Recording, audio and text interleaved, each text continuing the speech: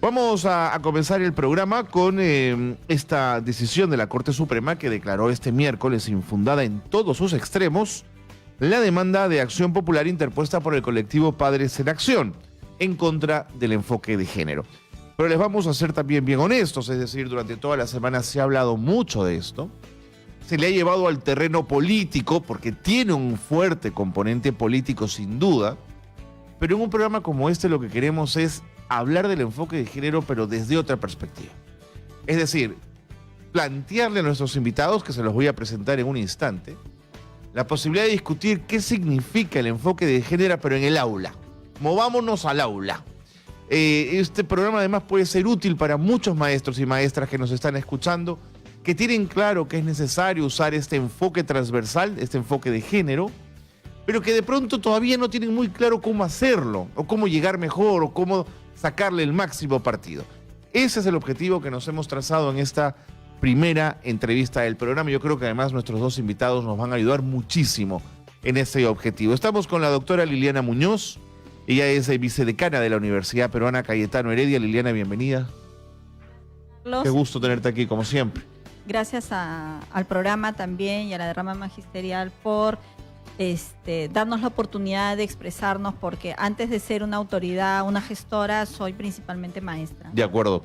Y nos acompaña también Guillermo Molinari. Guillermo fue viceministro de Gestión Pedagógica, ahora dedicado a otros rubros, pero siempre en el mundo de la educación, y quiero agradecerle a Guillermo que también nos acompaña. Guillermo, bienvenido. No, Carlos, a ustedes las gracias por invitarnos y porque podamos abordar este tema tan importante para los maestros, porque creo que ellos están esperando algunos vistos, algunas líneas, ¿no? Claro, que les permitan también tener claridad en el trabajo cotidiano que hacen, porque no todos los profesores son de sociales. De acuerdo, vamos a ello, porque además siempre la gran política pública está muy arriba y hay que tener una correa de transmisión para que ésta llegue al maestro de aula. Liliana, un maestro de matemáticas, por ejemplo.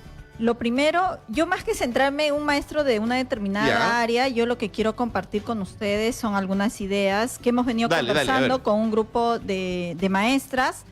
No estoy en el aula, pero si estuviera, ¿qué haríamos? Claro. ¿No es cierto? Entonces, uno es reunirnos en colectivos docentes, de acuerdo a las instituciones donde estamos trabajando, y entender qué es género y qué es el enfoque de género como tal. ¿No es cierto? O sea, aparte del hecho que todavía hay confusión respecto al concepto. Durante toda esta semana, tú bien lo acabas de decir, hemos escuchado, ya hace bastante tiempo escuchamos diferentes opiniones, percepciones, ¿no? De representantes del Ministerio de Educación, de instituciones, de los padres de familia, pero acá ya tiene que estar también la voz de los maestros, pero para ello es primero entender, ¿no? Y entender que este enfoque está dentro de una política y que la política nace a partir de una problemática. Creo que ningún ciudadano peruano puede negar de que hay un problema con respecto. ¿De acuerdo? Hay discriminación, hay violencia, hay abuso sexual, hay abortos, hay embarazos. Hay inequidad entre hombres y mujeres. Así es, ¿no? Ahí está inequidad, hay homofobia, hay estereotipos que realmente donde más lo podemos ver es en las aulas.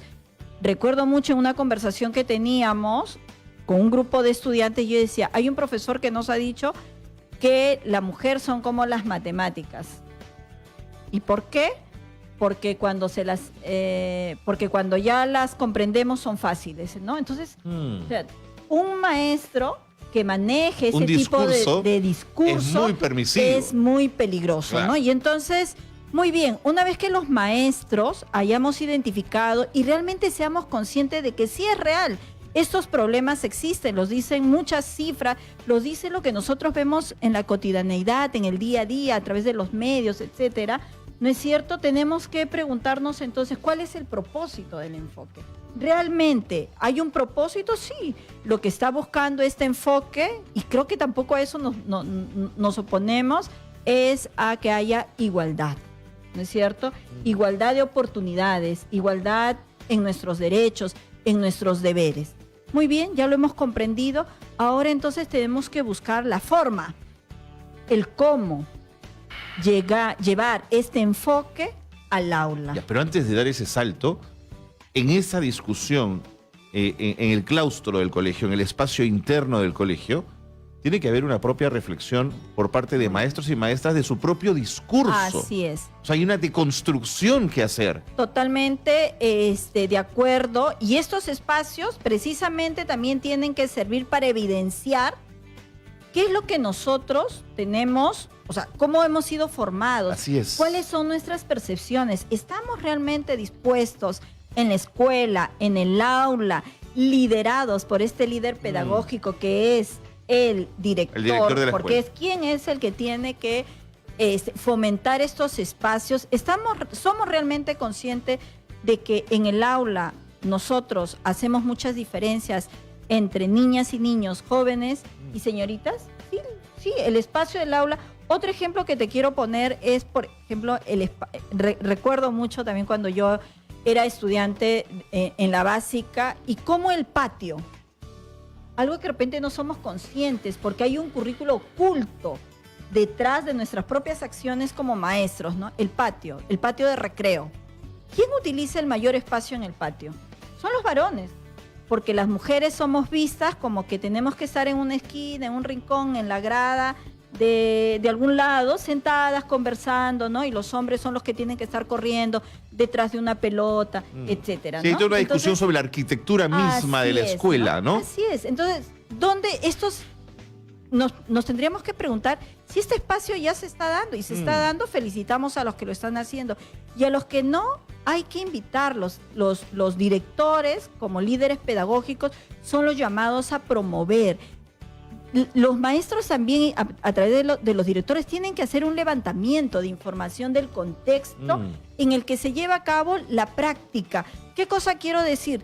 Tienes que conocer cuáles son esas percepciones que también tienen los padres para poder abordarlos. De acuerdo. Para poder entrar y trabajar a través de una serie de estrategias. Hay mucho por hacer, es correcto. Vayamos paso a paso, que no pase lo que siempre sucede en nuestro país. Yo el año pasado he tenido oportunidad, por un estudio que he realizado, de interactuar con especialistas, maestros de otros países de la región de América Latina y el Caribe. Y cuando nosotros les íbamos contando todo lo que tenemos en educación, en documentos, en políticas, como el marco del buen desempeño docente, ellos no los tienen. Son muy pocos los países de la región que lo tienen. Hay una modernidad en por nuestra parte, claro. Pero ¿qué es lo que pasa? Esa es una hipótesis, ¿no? Que tenemos toda esta documentación, pero ¿dónde se cae precisamente en la implementación? Ok, vamos con Guillermo Molinari y Liliana, por favor. Guillermo, primeras aproximaciones. Bien, sí, mira, yo quiero ir un poco más allá porque Adelante. lo que tenemos que también tener en cuenta es las etapas de desarrollo por las que pasa el ser humano. Ok. Si nosotros no comenzamos a respetar esas etapas de desarrollo y comenzamos a mirar cómo se va desarrollando el cerebro de un sujeto, de una persona, de una niña o de un niño, si no comprendemos cómo funciona el cerebro del adolescente, entonces no vamos a estar determinando qué es pertinente a determinada edad enseñar y qué no. Por eso es que es tan importante que nosotros, cuando trabajamos con los maestros y planificamos con los maestros o los maestros planifican, tengamos, así como debemos tener muy claro qué es el enfoque de género, qué es pertinente para enseñar a una edad o enseñar a otra. ¿Qué te produce esto? ¿Que se nos pase la mano, que instalemos conceptos que deben venir después? Voy a ir a un hecho muy concreto. Por favor. Se viene hablando de que nosotros queremos que de la educación básica nuestros niños salgan con un pensamiento crítico y reflexivo. Así es. La pregunta es, ¿sabemos cuál es el área que tiene que ver con el pensamiento crítico y reflexivo? ¿Los maestros lo conocen? ¿Saben cómo trabajarla? ¿Saben que hay que hacer un trabajo muy fino, muy exquisito para poder lograr que los chicos puedan tener sus propios juicios y sus propias opiniones? Y que precisamente el área que tiene que ver con ese pensamiento crítico termina desarrollándose hacia los 28 años. Si no sabemos eso, entonces estamos introduciendo contenidos en una etapa tan compleja y tan difícil que es la pubertad y la adolescencia, y que podemos estar movilizando aspectos de su desarrollo que deben esperar un tiempo para poderlos comprender. Ajá. Eso es De fundamental. acuerdo, entonces tú marcas la necesidad de tener cuidado con qué se dice, en qué momento se dice. Sí, porque entonces, de acuerdo. Entonces yo voy Por favor. a la madre del cordero y digo, ¿qué dice el currículum? Porque si el currículum no me está marcando esas pautas de lo que yo tengo que decir en cada uno de los grados, entonces puede estar poniendo o puede estar dejando al libre albedrío que cada quien ponga lo que le parece. Y eso me llevó a pensar la reunión de ahora, de comenzar a revisar textos de años antes. O sea, son textos de la época del señor Isanoa. De Gerardo Isanoa, ministro de Educación. Y aquí se habla de sexualidad. Sexto grado, Ajá. no estoy hablando de secundaria. Okay. Y sí se habla de sexualidad, sí se habla del rol del niño y de la niña, de los roles en la familia, y se habla con toda naturalidad, respetando las etapas del desarrollo. Yo creo que esto es fundamental. Si no comenzamos a mirar esto, y de lo cual hay muy poco en la formación de los maestros, con todo el respeto y todo el cariño que le tengo a los maestros, hay muy poco acerca del desarrollo neurofisiológico, neuropsicológico de la Y persona. no puedes dejar esto a la intuición del maestro. No. Porque el maestro es quien más conoce a los chicos, digamos. Por eso, de pronto tiene claro hasta dónde puede llegar y hasta dónde no. En la medida que tú puedes conocer los seres humanos con los cuales trabajas, Ajá. saber sus necesidades, Ajá. sus intereses, sus motivaciones, cómo se va desarrollando su mundo afectivo, entonces tú vas a poder introducir no solo los contenidos, sino las metodologías, las estrategias más adecuadas para ayudarlos a ellos a crecer y a desarrollar para que ellos tomen sus decisiones. Me tengo que ir a la pausa, pero para terminar esta idea, Guillermo, ¿y qué pasa en un aula donde tiene chicos que no están todos homogéneos respecto a estos aprendizajes? Que algunos están muy por delante, otros están muy hacia atrás. ¿Cómo estableces esa homogeneidad? Lo que va a ocurrir siempre es que vamos a entrar a aulas donde todos somos iguales, pero también somos diferentes. Los vamos a encontrar con diferentes niveles de desarrollo, ritmos de aprendizaje o ritmos propios Sin de duda. su desarrollo. Y el maestro lo que tiene que tener claro es cómo adaptar y buscar el punto de equilibrio donde pueda atender a unos y a otros, pero también a aquellos que puedan estar más avanzados. De acuerdo. Te sirvan De acuerdo. para ayudar a los otros. En Escuela Abierta, a las 12:17, estamos discutiendo sobre cómo poder dotar a los maestros y maestras de nuestro país de herramientas para que cuando tengan que entrar en un aula, el enfoque de género pueda transitar con facilidad, sea parte de una discusión natural, no sea forzado, que los maestros y maestras entiendan claramente el concepto de lo que significa enfoque de género. Y me acompaña para poder ayudar a los maestros en este esfuerzo Liliana Muñoz, doctora, vicedecana de la Universidad Peruana Cayetano Heredia, y el profesor Guillermo Molinari, que ha sido viceministro de Gestión Pedagógica. Liliana, Guillermo, tenemos una llamada de una maestra que quiere conversar con ustedes. Quisiera pedirles, si tienen audífonos, ponérselos o en tal caso escuchar en el parlante abierto lo que quiere decir esta profesora que a esta hora nos llama. Hola, muy buenas tardes. Hola, ¿cómo está? Le habla María Arámbulo, de acá de la ciudad de Sullana, Piura. María, bienvenida. ¿Cómo está? Muchísimas gracias, de verdad, por este espacio. Y estoy llamando de la ciudad de Sullana. Ya. Soy maestra del nivel inicial y en este año tengo el aula de mis niños de 5 años. De acuerdo. Yo le quisiera preguntar al profesor Guillermo Molinari, ¿qué manera, qué herramienta me sugiere él para tratar este tema con mis niños del nivel de inicial de 5 años? Porque si bien es cierto, ellos están en plena expectativa, conociendo recién su cuerpo, y de qué manera yo podría enfocar ese tema de género, que si bien es cierto, es uno de los enfoques que se nos está pidiendo en el sistema educativo. Entonces, ¿cómo manejo yo ese tema con mis niños de 5 años, profesor Guillermo Molinari? De antemano, muchísimas gracias. A ti las gracias, María. Imagínate, gracias por esa llamada.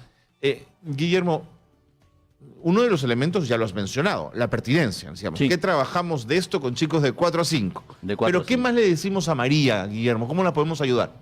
Miren, una de las cosas que tenemos que conocer es muy bien cuáles son las etapas, la etapa específica por la que está atravesando este niño. Este niño está en un proceso de socialización. Ok. ¿A qué ¿correcto? etapa de desarrollo te En refieres? etapa de desarrollo. Ajá. Y él va a aprender muchas de las cosas por modelamiento o por moldeamiento. Ok.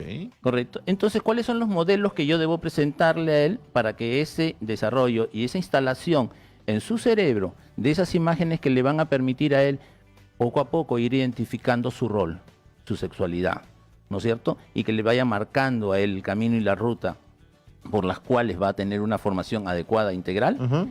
Ese moldeamiento o modelamiento o estrategia que yo utilice desde la perspectiva de las teorías de la psicología.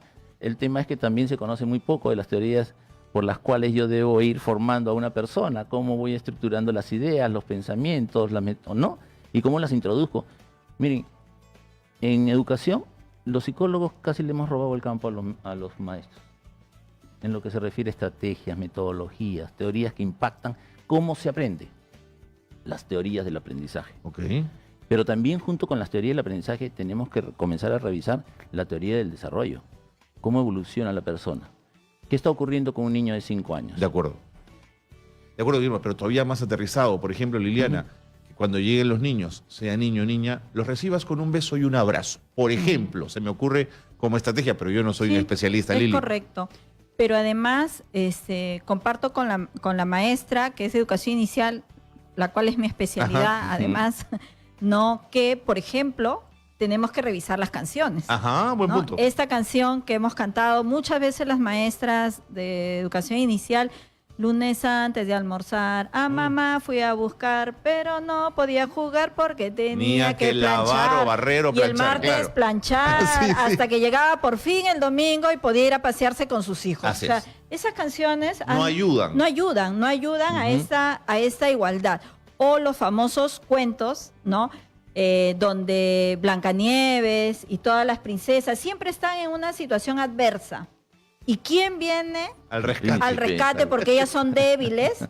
¿No es cierto? Es el príncipe, ¿no? Quien les da un beso, les soluciona el Claro. problema y además termina con la Es frase verdad. y fueron Nunca hay una felices princesa que para llega a siempre. despertar al Ahora príncipe dormido. Ahora hay una princesa sí que es más independiente. Ahorita no recuerdo Ya. Moana, me parece que es mucho más independiente. Entonces, creo que algo que aparentemente pareciera Inofensivo. así es. ¿Por qué? Porque las canciones, las narraciones tienen un mensaje subliminal detrás, ¿no es cierto? Y con eso hemos crecido, muchas de nosotras, las mujeres, ¿no? Teníamos que salir de nuestro hogar bien casadas, como decían nuestros padres, ¿no? Y eso tenían todos estos Y eso mensajes. se va instalando con Así estos es, mensajes, Liliana. Así es, ¿no? Y entonces lo que tenemos que hacer es eso, mirar cuáles son estas herramientas, estas estrategias que vamos a ir imaginando. Porque no es un tema, es un enfoque que debe guiar nuestra práctica diaria con nuestros niños. El aula es una construcción. En el aula suceden muchos aspectos que nosotros vamos a ir construyendo socialmente, culturalmente, de acuerdo a las propias vivencias que tenemos nosotras como maestras, como maestros, pero además también que tienen los niños y sus familias. Entonces, este es el espacio para lo que tú hace unos minutos también decías, para deconstruir. Me parece muy positivo lo que dice Guillermo también, ¿no? Porque en este espacio de entendimiento donde vamos a comprender lo que es este enfoque, es donde tenemos que identificar también todas estas etapas y características, tipos de pensamiento que caracterizan a determinado momento de nuestra vida y qué es lo que ellos realmente tendrían que aprender y cómo lo tienen que aprender. De hecho, que el ministerio es el encargado de darnos todas estas tipos de orientaciones, pero hay un principio en el currículo que tiene que ver con la adaptación, la flexibilidad, ¿no? Y ese es el espacio donde... De acuerdo. Eso es lo que nos falta. Lili, tenemos hacer, más ¿no? llamadas para seguir Ok. conversando de ese tema, de maestros y maestras. Aló, muy buenas tardes. Hola. Hola, ¿con quién hablamos? Sí, buenas tardes. Con la profesora Miriam Tupayachi. Hola, profesora, adelante, Miriam bienvenida. Tupayachi. Adelante, profesora Tupayachi, la escuchamos. Yo quería hacer una pregunta. Soy maestra de primaria. Yo quiero hacer la siguiente pregunta.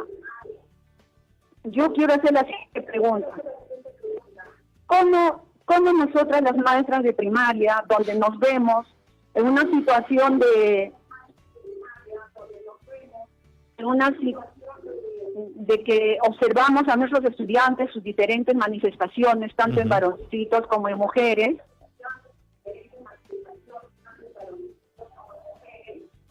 con Sí. esta idea de género, nosotros vivimos pensando de que el niño y la niña tiene una situación en que va a desarrollarse normalmente como mujer en el sexo femenino y como varón en el sexo masculino. Entonces, dentro de eso nosotros tenemos que buscar qué estrategias debemos buscar para orientar a nuestros niños en cuanto a lo que es la persona, de que tienen que conocer ellos sus actividades, normales dentro de lo que implica su género femenino y masculino.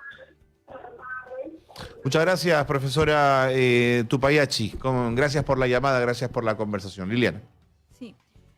Lo que hay que otro de los aspectos que debemos trabajar es los roles, ¿no? Los roles de género. Así es, los roles de género, ¿no? Que es, socialmente se ha construido lo que debe hacer una mujer y lo que debe hacer un hombre, ¿no? Pero hoy vivimos en otro contexto. Hombres y mujeres podemos asumir los mismos roles.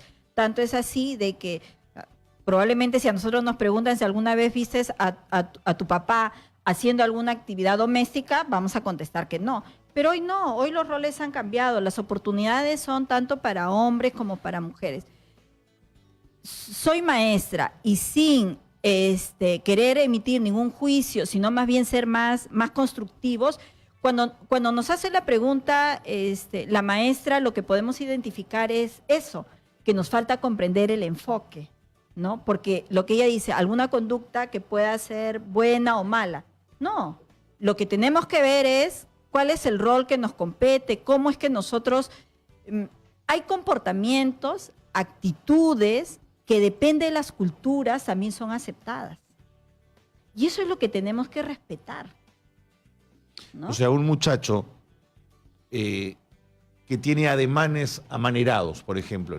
Pero en la categoría... Algo que en la India, por ejemplo, es absolutamente normal. No tienen movimientos de manos y de gestos y de cabeza que pasan absolutamente. Pero en el mundo occidental, esto podría hoy día generar en algunas personas cierto resquemor o cierto estereotipo, si quieres. Bueno, es su comportamiento, su actuación. Así es. Y lo que los maestros tenemos que hacer es fomentar el respeto. Eso es. Claro, eso es lo que tenemos. Los maestros tenemos que tener un lenguaje y una forma de comunicarnos de manera asertiva. Así es.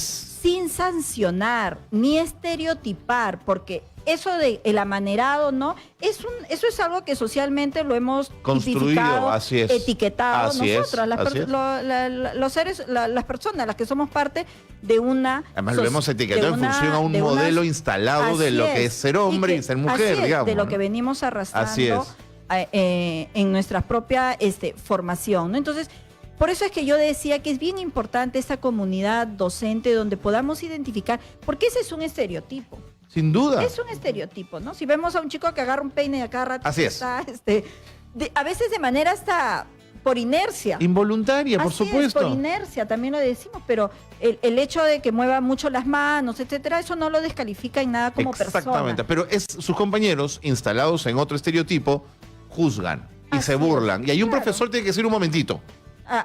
¿No es cierto? Ahí es donde hay que intervenir. Por eso que este enfoque lo que promueve también es el respeto, ¿no? Exactamente. Y es que tenemos derechos y nuestros derechos tienen que ser respetados. Y el aula tiene que ser un espacio donde nos respetamos. Y ese respeto también tiene que verse entre los mismos maestros. Sin duda. Nosotros siempre los maestros a veces tendemos a preocuparnos por el tema, ¿cómo hacerlo? Dice, no. Bien, rescato también lo que dice el profesor Guillermo cuando dice, nosotros modelamos. De acuerdo. Modelamos con nuestros conocimientos, modelamos con nuestras propias creencias, modelamos con nuestros comportamientos, nuestras actitudes. Entonces, la responsabilidad que tenemos nosotros los maestros es bastante grande. Es bien complejo la situación también en la que nos encontramos, pero abramos camino para que se pueda instaurar la igualdad, el respeto. Guillermo, tengo 10 segundos para cerrar contigo. Mira, creo que hay que trabajar mucho el tema de la tolerancia, respeto dentro del mundo escolar, pero hay que además entender que esos niños que vienen a la escuela vienen también con un mundo familiar, vienen con un mundo social. Y a veces no lo estamos comprendiendo y lo estamos articulando con lo que los maestros estamos haciendo en la escuela. De acuerdo. No saben lo útil que es tenerlos aquí. Gracias y hablar de este ustedes. tema. Sin duda, todos aprendemos muchísimo con ustedes en estos programas. Muchísimas gracias, Liliana, Guillermo. Gracias. Muy bien, ahí está, maestros, maestras, a seguir reflexionando entonces sobre este tema que es inagotable además.